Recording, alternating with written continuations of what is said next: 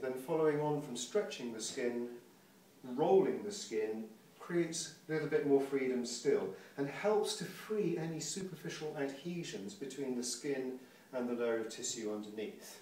Can feel just a little bit ouchy at times, but from personal experience I find that ouchiness slightly pleasant, and it helps to create a flow of fluid underneath the skin. And yeah, try it out.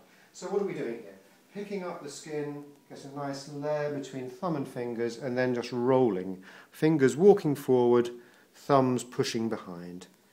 And following, again, different directions. So with Sarah there's a natural diagonal,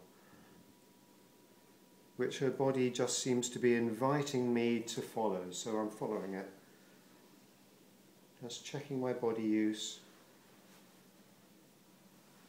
And I can also go parallel to the spine, that seems to work really nicely.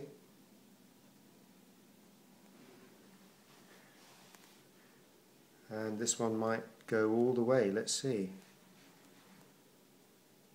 Slightly trickier here, but it's still going, it's still rolling. Right down to the sacrum. And coming out the other way. I start to lose it. So you need bone tissue fairly near the surface for skin rolling to work easily. So fleshy areas like the glutes or the hamstrings doesn't work so well. You need to be able to separate the skin from the layers underneath, and if there's a lot of muscle tissue there, it doesn't work so well. That side not quite as easy. With some people you might find that scooping the skin up from the ribs works, and then you can roll it away. So that seems to work quite nicely.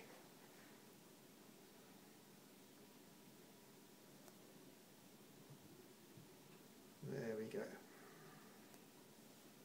Spending a few minutes with this at the start of a massage, again it's done dry, can make it a lot easier to work with depth,